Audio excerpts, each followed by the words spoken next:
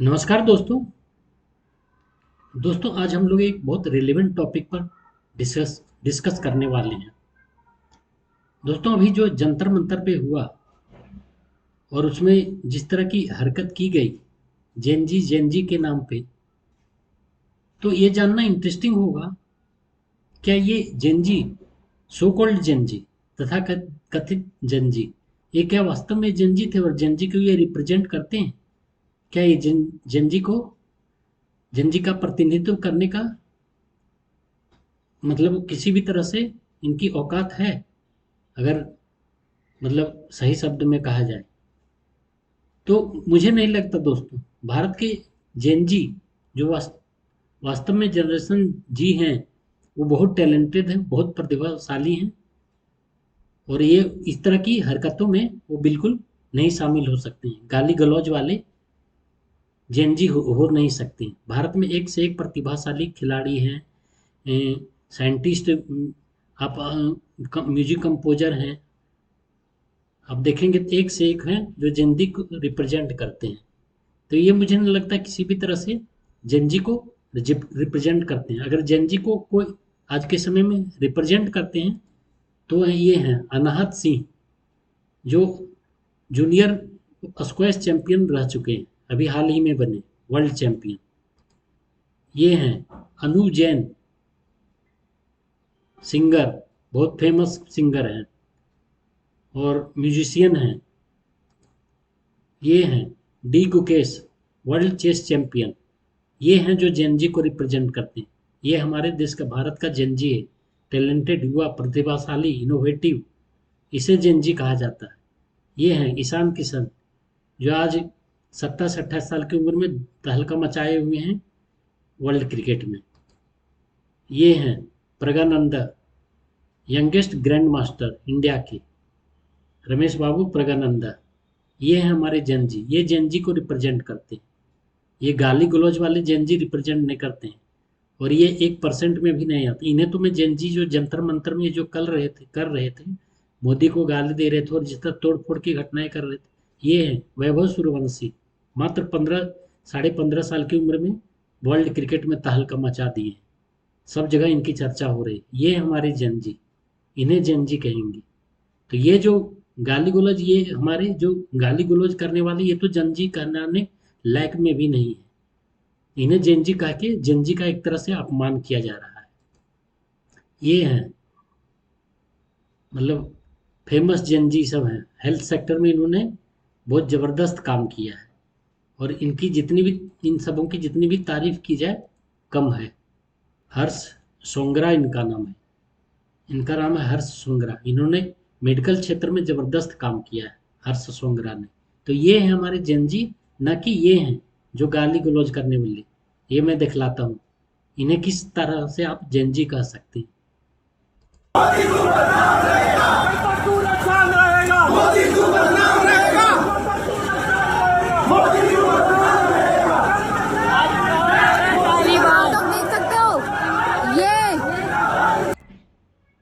अपनी बहनों को मोदी के पास सुनाते हैं, तभी इनके बच्चों को एग्जाम में पास किया जाता है। मोदी के गुंडा क्यों है? देखिए इनके डेरिगेटिव, किस तरह का डेरिगेटरी रिमार्क्स कर रहे हैं। और ये तो जेनजी किसी भी तरह है भी नहीं। इनका शकल सूरत आप देख के लगता है ये जेनजी है? इनको लग रहा है? ये देखिए, ये जेनजी है। देख के ही 40 साल के लग रहे हैं, 30 साल के। और पुलिस के साथ, मोदी जी के साथ क्या क्या किस तरह, तो इन्हें आप जेनजी कहेंगे?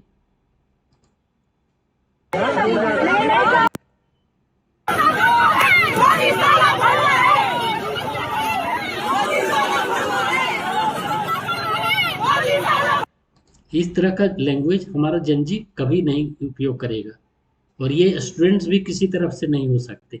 ये स्टूडेंट्स जो इतने मेहनत करके इतनी कड़ी प्रतियोगिता के बाद एग्जाम निकालेंगे, उन्हें इन सब चीज़ें, ये सब चीज़ें करने का मौका रहेगा, और देश को कभी वो नाम नीचा नहीं करेंगे जेनजी। तो ये जेनजी कहलाने लायक है ही नहीं। इन्हें जेनजी कह के एक तरह से जेनजी का अपमान किया जा रहा है। But it's just Modi loves to do Jai Shri Ram in every, political agendas, और उसके जय श्री राम पे ही चल रहे हैं। इन्हें जय श्री राम ऐसे बोल रहे हैं जैसे जय श्री राम बोलना यहाँ पर क्राइम हो गया। और भी कुछ दूसरे धर्म वाले सर तन से जुदा अल्लाह अकबर कर रहे हैं, तो उसमें कोई क्राइम नहीं है। जय श्री राम यहाँ नहीं बोला जाएगा तो कहाँ, पाकिस्तान में, अफगानिस्तान में, ईरान इराक में बोला जाएगा? जहाँ 80% हिंदू है वहाँ पर नहीं जय श्री राम बोला जाएगा, कहाँ बोला जाएगा? तुम्हें बोलने में शर्म लगता है तो मत बोलो, डूब के मर जाओ, लेकिन तुम्हें किसी का आस्था से खिलवाड़ करने का कोई हक नहीं है। ये अपने आप को जेनजी क्या क्या करते होंगे असल जिंदगी में, का कोई ठिकाना नहीं। Anybody wanted to bring, भगवान राम मंदिर or whatever the fuck इसमें, but it's just people. इनका language what ever fuck, Ram मंदिर व्हाट एवर फक, ये है इनका लैंग्वेज। अपना कल्चर नहीं पसंद है तो तुम भाड़ में जाओ, तुम जाओ भाड़ में, लेकिन तुम्हें दूसरे के बारे में इस तरह का आपको प्रतिक्रिया तुमको देने की बिल्कुल नहीं। तो अपना औकात देख लो, उसके बाद इस तरह का प्रतिक्रिया देना। दो कौड़ी की औकात नहीं और प्रतिक्रिया दे रहा भगवान राम और इस पर।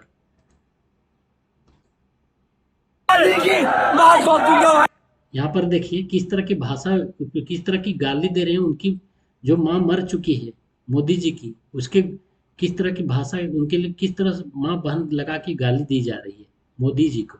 और ये है जेनजी, और इसका डिफेंड कर रहे हैं सौरभ दास, कॉकरोच जनता पार्टी के, ये तिलचट्टा पार्टी के सौरभ दास, अभिजीत दिपके, अभिषेक राका, ये सब डिफेंड कर रहे हैं इसको और बोल रहे हैं ये सब ठीक है।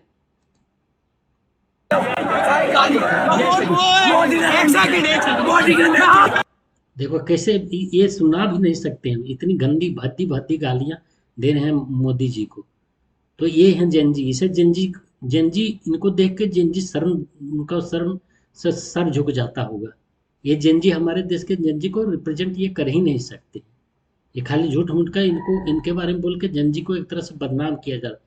ये 99% जेनजी इस तरह, अगर 1% हो सकता हो जिनको माता पिता ने संस्कार दिया, इनके माता पिता को भी सलाम है कि उन्होंने क्या संस्कार दिया अपने बच्चों को।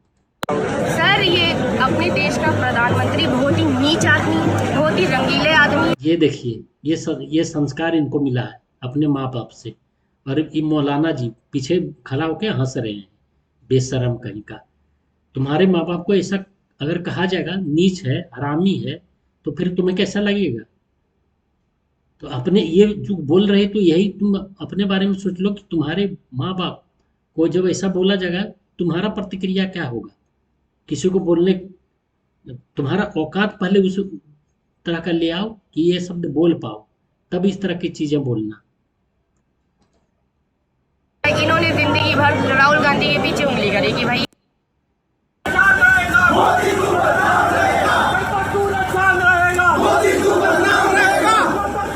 तो दोस्तों मैंने आपको दोनों तरह के वीडियो दिखला दिए।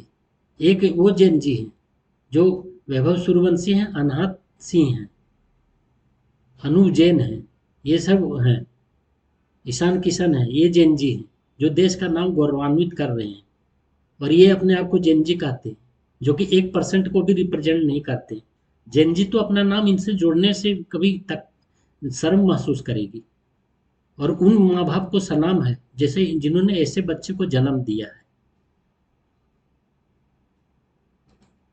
तो ये मतलब इन्हें किसी भी तरह से जेनजी कह के जेनजी को बदनाम करने की कोशिश की जा रही है, सीधा सीधा मैं ये कहूँगा। और ये जेनजी को रिप्रेजेंट करते ही नहीं। क्या किसी आंदोलन में विरोध जताने के नाम पर अभद्र भाषा का इस्तेमाल सही ठहराया जा सकता है? और जिस तरह की भाषाएं ये जेनजी अपने को कहने वाले मतलब उपयोग कर रहे थे, क्या इन्हें आप जेनजी कहेंगे? या जेनजी ये हैं अनाहत सिंह? आप खुद सोचिए। जेनजी ऐसे लोग जेनजी हो ही नहीं सकते। कुछ व्यक्तियों की हरकतों की वजह से करोड़ों मेहनती और प्रतिभाशाली युवाओं की छवि खराब हो रही है। हाल के अभी जो मैं ये टिप्पणियां क्यों कर रहा हूं दोस्तों, ये टिप्पणियां इसलिए कहूंगा, हाल के जो जंतर मंतर के दौरान प्रदर्शन हुआ था और प्रधानमंत्री नरेंद्र मोदी के खिलाफ की गई इतनी भद्दी भद्दी टिप्पणियां जिसे किसे बोलने में भी शर्म आ जाए, वैसी टिप्पणियां जो कि मैंने आपको दिखला भी दिया। वो तो कुछ गिने चुने थे, मैं सारा दिखला भी नहीं सकता।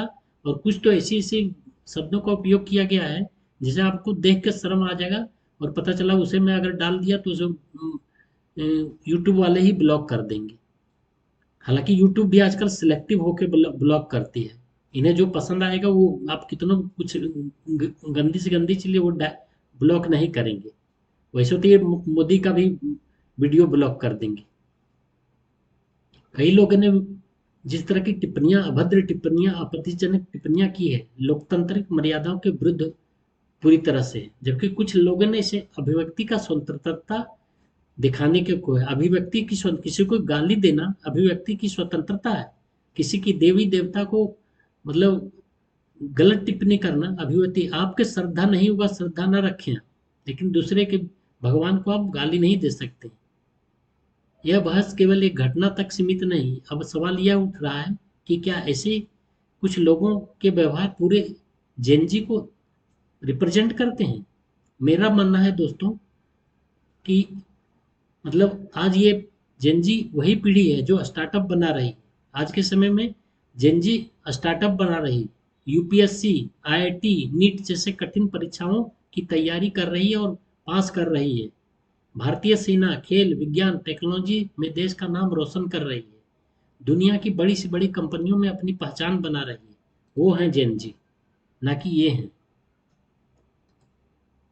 सोशल मीडिया के जरिए नए अवसर पैदा कर रही है और मिलियंस ऑफ सब्सक्राइबर बना के एक से एक कंटेंट बना रहे हैं। तो ये जेनजी हमारे देश में ये हैं, ना कि ये गालीबाज जेनजी। क्या इन करोड़ों युवाओं की पहचान कुछ वायरल वीडियो तय करेंगे? बिल्कुल नहीं तय करेंगे दोस्तों। लेकिन दूसरी तरफ यह भी सोचे कि यदि किसी भी आंदोलन में कुछ लोग मर्यादा की सीमा पार करते हैं तो इसका पूरे आंदोलन और उसके जुड़े लोगों की छवि पर पड़ता है। ये इनको सोचना चाहिए। अगर उतना बुद्धि रहता, अगर इनको माँ बाप इतना संस्कार दिए होते तो इस तरह करते ही नहीं। इसलिए बोलना ही बेकार है। विरोध और अभद्रता में काफी फर्क है, इनडिसेंसी और प्रोटेस्ट में।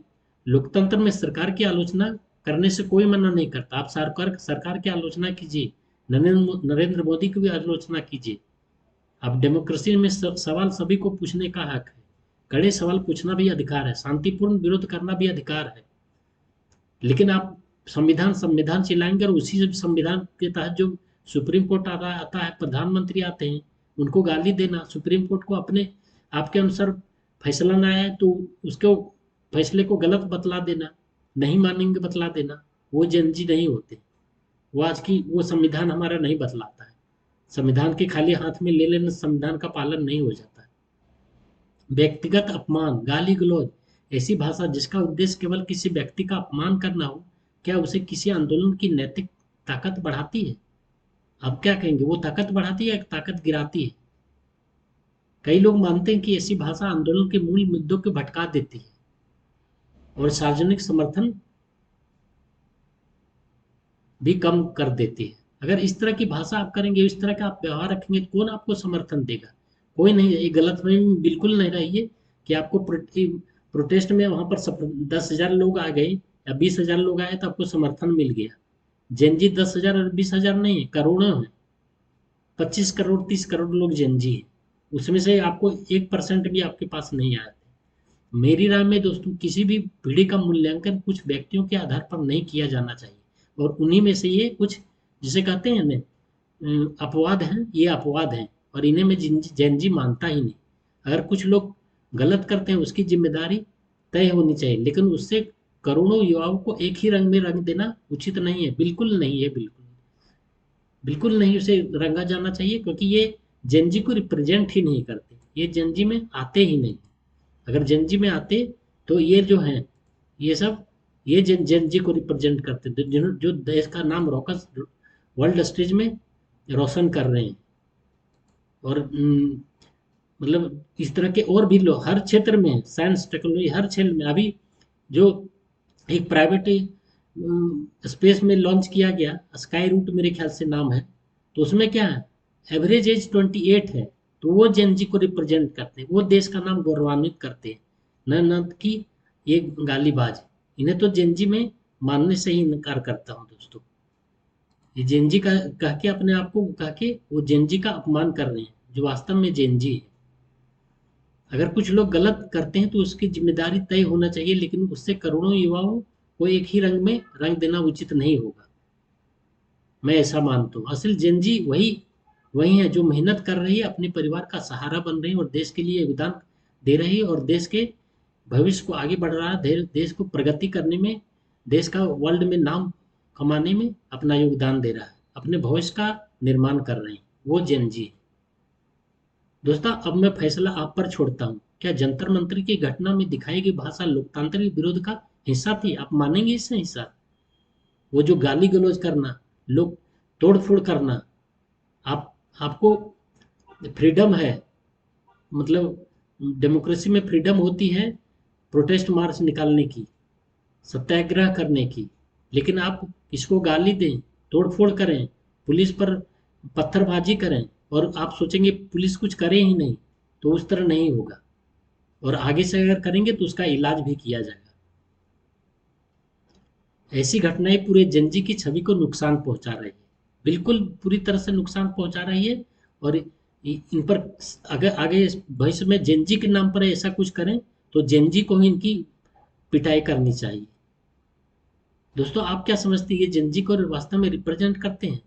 नीचे कमेंट करके अपनी राय जरूर रखें। अगर आपको यह विश्लेषणात्मक, तथ्यपरक और संतुलित लगा हो तो वीडियो को लाइक करें, अपने दोस्तों के साथ शेयर करें और चैनल को सब्सक्राइब करना ना भूलें। दोस्तों, ये ऐसे जेनजी हैं जो पहले गलत काम करेंगे और फिर बाद में हाथ जोड़कर माफी मांगेंगे। ऐसा काम ही क्यों करो कि तुम्हें माफी मांगना पड़ रहा है, रोना पड़ रहा है कैमरे में आके, हाथ जोड़ के माफी मांगना पड़ रहा है। जब पता चल गया कि एक्शन होने वाले हैं तब माफी मांग रही है। दोस्तों, अगर आपको ये विश्लेषणात्मक तथ्य पसंद आए तो अपने दोस्तों के साथ शेयर करें और मेरे चैनल को लाइक करें। और अगर आप कंट्रीब्यूट करना चाहें तो मेरे चैनल पर कंट्रीब्यूट करें, क्यूआर कोड दिया हुआ है, यूपीआई आईडी दिया हुआ है।